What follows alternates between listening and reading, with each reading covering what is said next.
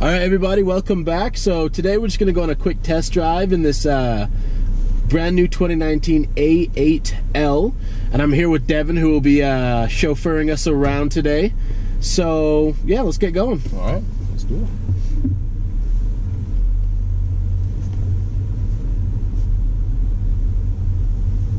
it. So tell me a bit about this vehicle compared to the 2018 A8.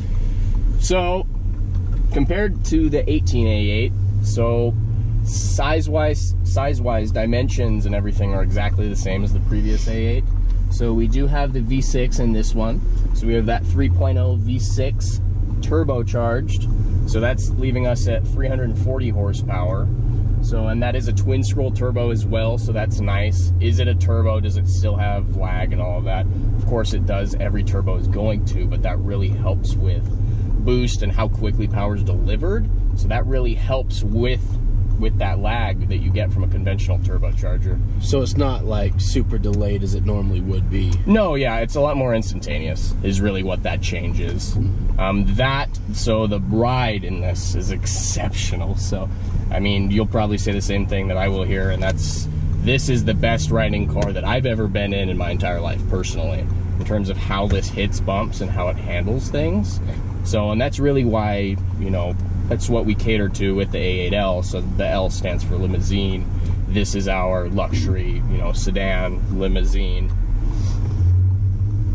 Another fun thing here, so just noticing it driving around town and stuff like that, right? So it's a longer car, so you'd think, oh, well, it probably handles slightly sluggishly. No, so with the new car, we have all-wheel steer, and with that, well, four-wheel steer too, whatever you want to call it. So really what it's doing is it's taking that rear tire and it will turn the opposite way up to 5 degrees, and what that's doing is it's pretty much letting me cheat around tight corners when I'm going at lower speeds, so the car doesn't feel nearly as long. So you have a pretty nice turning radius with this thing. Yes, it's hugely massive difference compared to the previous car. So in a actual testing scenario, I can't remember which magazine was doing it. I think it was Car and Driver. They were testing things and they disabled that, and they went through a track and they actually had to make a U-turn at one point. They had to back up and go through that corner again because there wasn't enough turning radius without it, so it wasn't tight enough. So literally the front wheel will be turning left like this, and the back wheel will turn that extra little 5 degrees. Yeah, what you up said, to 5, yeah. Up to 5, and that varies depending upon the wheel length. So when you crank your wheel, that's when it's at its maximum capacity. Okay. Yeah. So and the system's constantly, it's going through everything. So that will also be an effect on the freeway as well. So it'll actually go in the same direction up to 3 degrees while I'm at speed. So that will just help with cornering. Wow. So yeah, I mean, and it's still quattro all-wheel drive, so that's always going to be our staple. So, you know, it's not only a car that's extremely comfortable, but one of the biggest reasons to go with an Audi over another car manufacturer is that this is a completely mechanical all-wheel drive system. Therefore, there's no thinking time, there's no reaction time. So I'm just constantly, I have great traction, and especially here in Utah, I mean, we have weather to deal with, everyone has it. So to have a luxury sedan that can just go all year long is extremely important.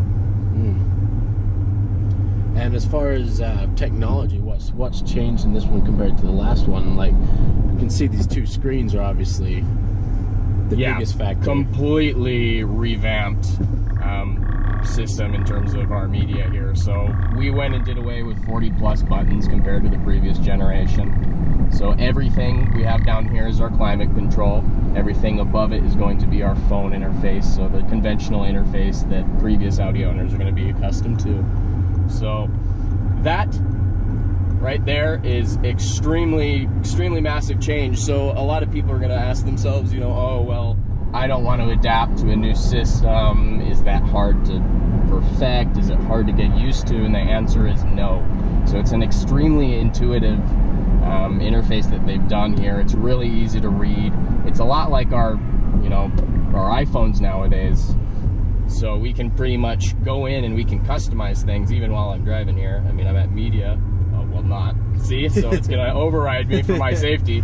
But you can actually go in and you can drag and drop things to exactly where you want that. You can save favorites, shortcuts, everything. There's a lot of technology going on here, but by no means is it something to be afraid of. Yeah. So that's something that I'll always bring up too, is, you know, if you are scared of it, I mean, remember the first time you got your first iPhone, right? So I mean, you do adapt to it, and it's definitely not hard to use. This virtual cockpit in front of me as well is just, it's extremely clear. It's even higher, so it's higher resolution than the previous generation. So that still ran off an NVIDIA graphics chip, so that means zero lag, instant response. So it's a great system. But I also have tons of safety features in the new A8. Some of them I can see just driving right now. So I have a heads-up display, so I can actually see my speed in the glass in front of me. Also, if I have navigation set, that's going to show up there. Any safety warnings that may come up will show up there as well.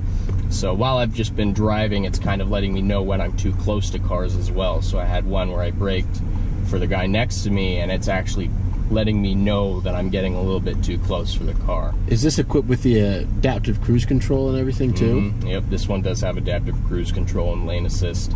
That's really nice for long trips, so I can just set that and I can just keep my hands on the wheel and steer. But say I set it at 80, when I'm on the freeway, I can just cruise at 80. Say somebody comes in front of me, it's going to slow down to whatever distance I have the system configured to, and then when he gets out of the way, it's going to speed back up to that speed again. So it's really nice for long road trips.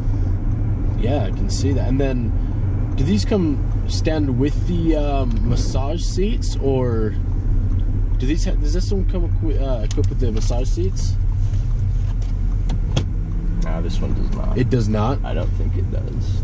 Yeah, but for the higher level ups, tell me about like the higher packages, like the one that we had in earlier this week. So yeah, so I mean, we can have anywhere from massage seats to heads-up display. There's really tons of options in terms of technology, luxury, and all of that. The A8 it's no slouch. You can get everything that you're looking for. So we do have ventilated and heated seats up here as well. You can get massage seats.